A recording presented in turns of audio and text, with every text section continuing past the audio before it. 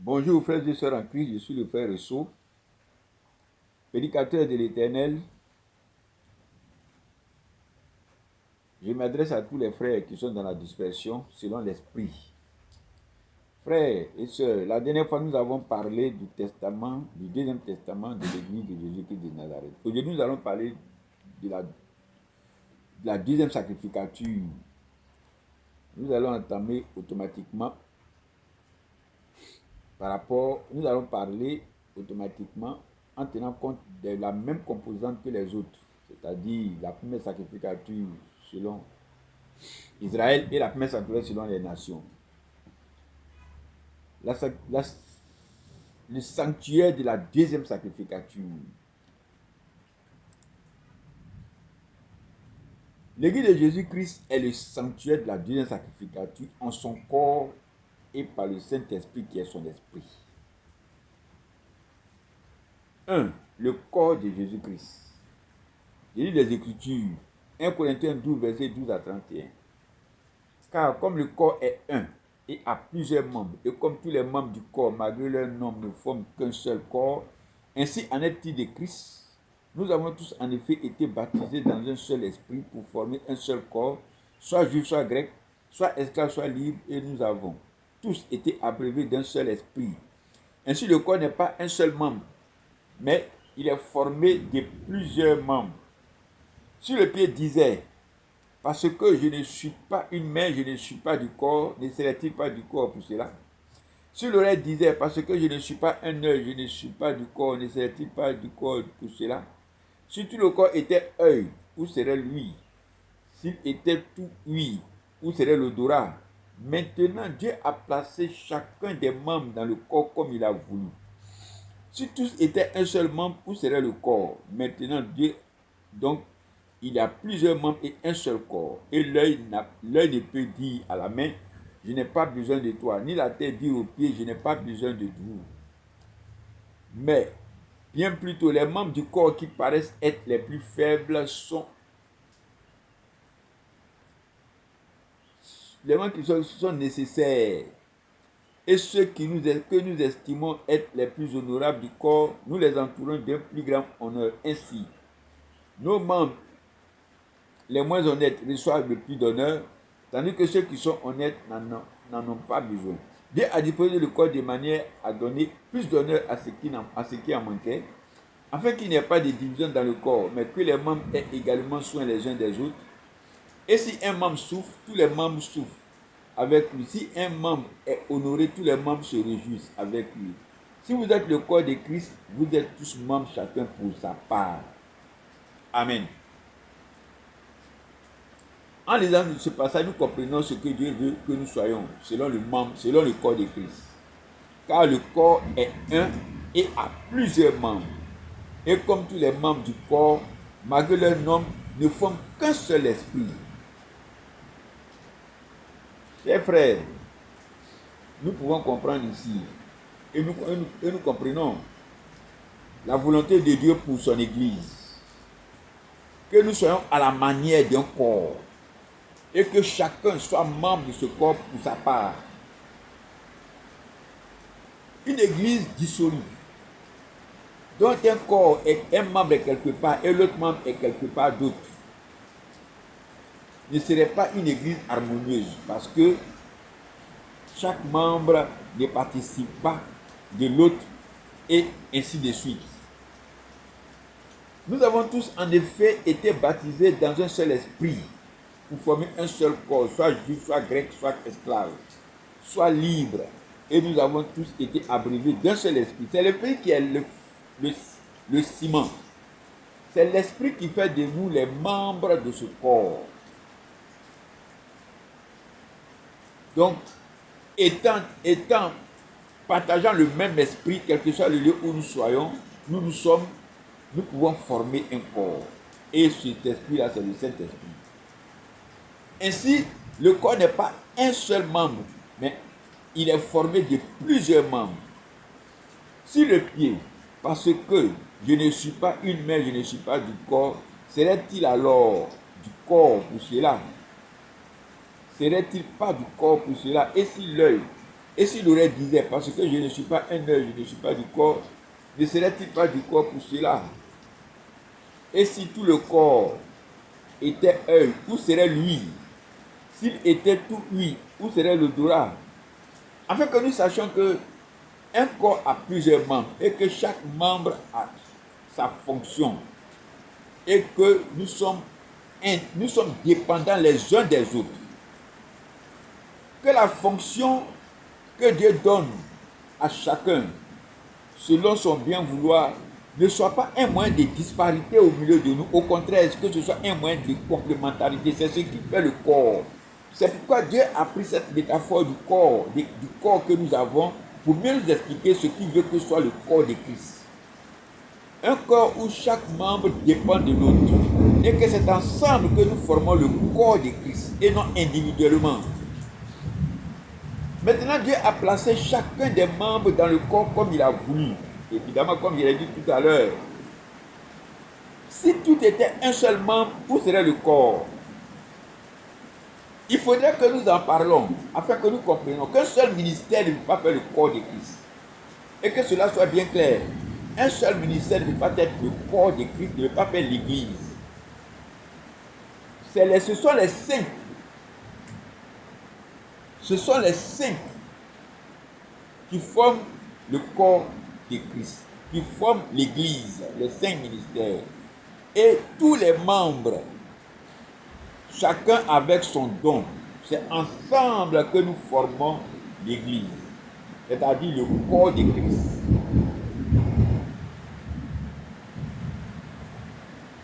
Nous pouvons ainsi nous rassurer que maintenant donc il y a plusieurs membres et un seul corps. L'œil ne peut pas dire à la main, je n'ai pas besoin de toi, ni la tête dire aux pieds, je n'ai pas besoin de vous. Mais bien plutôt les membres du corps qui paraissent être les plus faibles sont nécessaires et ceux qui sont estimés être les moins honorables du corps, nous les entourons d'un plus grand honneur, afin que nous comprenions que celui qui a le plus petit don, selon que nous estimons que c'est le plus petit don, n'est pas moins important que celui qui a le plus grand don, selon que nous estimons que ce don est le plus grand. Que cela soit aussi clair, qu'un ministre n'est pas au-dessus de celui qui a le plus petit don. Un apôtre n'est pas plus important qu'un pasteur. Un pasteur n'est pas moins important qu'un docteur. Et ainsi de suite. Parce que Dieu a donné à chacun ce qu'il veut, comme il veut. Afin et que cela soit ce que nous devons retenir, nous soyons membres de son corps, chacun dépendant de son prochain. Afin que ce corps, c'est ce corps-là qu'il veut bâtir. C'est pour ce corps-là qu'il a donné les uns comme apôtres, les uns comme évangélistes, prophètes, docteurs et pasteurs pour l'édification de son corps. Que cela soit bien clair, afin que nous ne fassions pas de différence entre nous. Comme il est dit ici, tandis que ceux qui sont honorés, honnêtes, n'en ont point besoin. Dieu a disposé le corps de manière à donner plus d'honneur à ce qui en manquait, afin qu'il n'y ait pas de division dans le corps, mais que les membres aient également soin les uns des autres, et que ceux qui sont plus forts soutiennent ceux qui sont faibles. C'est aussi cela, le corps de Christ. Que personne ne se croit au-dessus de son prochain. Aujourd'hui, quand ton orteil te fait mal, tout le corps devient indisposé. C'est pourquoi il dit, si un membre souffre, tous les membres souffrent avec lui. Si un membre est honoré, tous les membres se réjouissent avec lui. Vous êtes le corps de Christ et vous êtes ses membres, chacun pour sa part. Nous espérons que ce verset nous parle éloquemment, précisément avec beaucoup de pertinence de la volonté de Dieu pour l'Église. Et c'est pourquoi il prend le corps comme un élément pour nous expliquer ce qu'il veut que nous soyons. Je continue pour dire, je lis les Écritures, toujours dans 1 Corinthiens 12, verset 28 à verset 30, ou verset 30. Et Dieu a établi dans l'Église, premièrement les apôtres, secondairement les prophètes, troisièmement des docteurs, ensuite ceux qui ont le don des miracles, ceux qui ont le don de guérir, de secourir, de gouverner, de parler diverses langues. Tous sont-ils apôtres, tous sont-ils prophètes, tous sont-ils docteurs, tous ont-ils le don des miracles, tous ont-ils le don de guérison, parlent-ils tous en langue, tous interprètent-ils. Amen. Ce passage doit nous faire comprendre ceci. Dieu établit dans l'Église premièrement des apôtres, parce que en l'apôtre, il y a le prophète, il y a le docteur, il y a l'évangéliste, il y a le pasteur et tous ces ministères-là. C'est pourquoi il a donné à l'Église premièrement des apôtres. Notre Seigneur n'était-il pas un apôtre? N'est-ce pas par les apôtres qu'il a commencé son œuvre, c'est-à-dire à bâtir l'Église? Cela ne veut pas dire que l'apôtre est supérieur aux autres. C'est selon que l'apôtre a en lui ce que les autres ont, afin que par lui, le Seigneur puisse susciter les autres ministères. Il faut que cela se comprenne ainsi, afin que nous ne fassions pas de l'apôtre un chef de l'Église. Christ est le chef de l'Église et nous sommes les membres de son corps. Nous voulons le préciser pour que lui n'en ignore. Il continue pour dire, secondairement les prophètes. Les prophètes ont la révélation. Oui, les prophètes ont la révélation. Ils sont dépositaires de la vision. C'est par eux que le Seigneur parle, que Dieu parle à son peuple et à son Église. Donc, faisons très attention. Le prophète seul ne fait pas l'Église.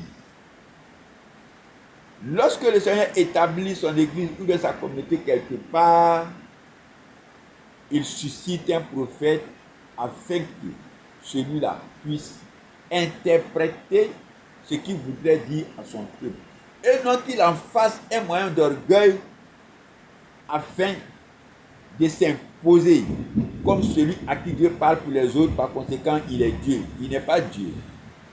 C'est un membre pur et simple du corps, mais qui a une fonction qui ne fait pas de lui le plus grand parmi les membres. Troisièmement, des docteurs qui sont, en parlant des docteurs, je veux parler des évangélistes, c'est-à-dire ceux qui détiennent l'enseignement, l'évangéliste, le docteur et le pasteur. Ce sont ceux-là qui sont dépositaires de l'évangile, de l'enseignement et de la doctrine. L'évangile pour l'évangéliste, l'enseignement pour le pasteur et la doctrine pour le docteur. Ensuite, ceux qui ont le don des miracles, puis ceux qui ont le don de guérison, de secourir, de gouverner, de parler diverses langues. Ce n'est pas un ordre que le Seigneur établit pour dire que c'est comme ça qu'il agit. C'est un ordre standard. Mais le Seigneur agit selon les circonstances, selon les contextes. Il faudrait bien que nous comprenions cela afin que nous ne fassions pas de cela un ordre du Seigneur, ou une loi. Il continue pour dire, tous sont-ils apôtres, tous sont-ils prophètes, tous sont-ils docteurs, tous ont-ils le don des miracles, tous ont-ils le don des guérisons, parlent-ils tous en langue, tous interprètent-ils. Ce passage nous interpelle. Une communauté dirigée par un seul ministre va produire des disciples de Christ ayant un seul enseignement. Une communauté dirigée par un prophète aura des disciples de Jésus-Christ qui auront tendance à s'intéresser à la révélation. Allons encore plus loin. Une communauté dirigée par un frère qui a un don ne parlera que par le don. et nous le voyons. C'est de cela qu'il s'agit ici dans ce passage. Tous ont-ils le don des miracles, tous ont-ils le don des guérisons, tous parlent-ils en langue. Nous connaissons des communautés où tout le monde doit parler en langue. Malheureusement, très souvent, personne n'interprète. Or, selon les Écritures, s'il n'y a personne qui interprète, que ceux qui parlent c'est et qui se parlent à eux-mêmes. Le Seigneur nous demande d'aspirer aux dons les meilleurs et il compte nous montrer une voie par excellence. Voici ainsi, dit de manière succincte, comme nous le pouvions, selon la circonstance, de quoi il s'agit quand le Seigneur nous parle de son corps qui fait partie de son sanctuaire, le corps de Jésus-Christ dans l'église de Jésus-Christ. Parlons maintenant de l'Esprit, c'est-à-dire le Saint-Esprit de Jésus-Christ. Acte 2, je lis les Écritures, Acte 2, verset 33. Élevé par la droite de Dieu, il a reçu du Père le Saint-Esprit qui avait été promis et il a répondu. Amen. En effet, pendant la Pentecôte, le Saint-Esprit est descendu. Il y a eu l'effusion du Saint-Esprit qui était couplée de la puissance de l'Esprit, c'est-à-dire des dons. Nous pouvons comprendre en cela que si tu fais partie du corps, que tu n'as pas de Saint-Esprit, tu n'es pas au complet. Si toutefois tu as le Saint-Esprit, que tu n'es pas dans le corps aussi, tu n'es pas au complet. Ce sont les deux qui forment l'église de Jésus-Christ. Celui qui est dans l'église, selon le corps, mais qui n'a pas le Saint-Esprit, nous craignons qu'il ne puisse pas être sauvé. Celui qui a le Saint-Esprit et qui n'est pas dans le corps, c'est-à-dire avec les 5 ministères, risque de se retrouver avec un Saint-Esprit ensommeillé ou attristé. Par conséquent, il ne peut pas manifester les dons de l'Esprit qui sont pour ceux qui sont remplis du Saint-Esprit. Le sanctuaire en esprit et en vérité.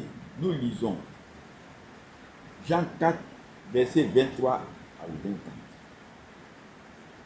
Mais l'heure vient, elle est déjà venue, où les vrais adorateurs adoreront le Père en esprit et en vérité, car ce sont là les adorateurs que le Père demande. Dieu est esprit, il faut que ceux qui l'adorent en esprit et en vérité. Nous le disons tantôt. Le corps, c'est la vérité. Le Saint-Esprit, c'est l'esprit. C'est pourquoi il est nécessaire que le sanctuaire se manifeste en esprit, en vérité, mais aussi en esprit. Dans ce passage, Dieu nous dit, le Seigneur nous dit, du moins le Seigneur, son Fils, nous dit que c'est de ces adorateurs-là que son Père a besoin. Un peu plus haut, il parlait de la Jérusalem, du temple de Jérusalem et des montagnes. Afin que nous comprenions que ce ne serait plus à Jérusalem, c'est-à-dire dans le temple, ou dans les montagnes, qui est la représentation des autres lieux d'adoration, tels que les bois sacrés, les bordures d'eau et autres, qu'il faut imaginer et qui existe évidemment dans le monde. Ce n'est plus là-bas que se trouve l'adoration, mais l'adoration c'est en esprit et en vérité, c'est-à-dire dans l'église, c'est à 2 points, par le corps de Christ et le Saint-Esprit qui est l'Esprit de Christ. Voici ainsi démontré le sanctuaire dont il s'agit de la deuxième sacrificature. Ce n'est plus le sanctuaire de la première sacrificature, que ce soit selon les nations ou selon Israël, qui a choisi un lieu, quel qu'il soit, un lieu construit, mais maintenant, c'est en le corps de Christ. Et Dieu nous donne une représentation du corps et non une construction du corps. C'est-à-dire, il a pris le corps comme un élément de démonstration. Et il a parlé maintenant du Saint-Esprit. Et le Saint-Esprit est descendu. Le corps aussi est enseigné. Par conséquent, nous devons comprendre que le sanctuaire du Deuxième Testament est bel et bien là. Et l'Église primitive l'a manifesté dans tous ses sens. C'est-à-dire sur le plan du corps et aussi sur le plan de l'esprit. Afin que nous sachions que ce n'est pas une chose impossible dont Dieu nous parle, mais Dieu nous parle de quelque chose qui s'est manifesté. Et quand nous disons Actes des Apôtres et les Épîtres, nous le voyons. Amen.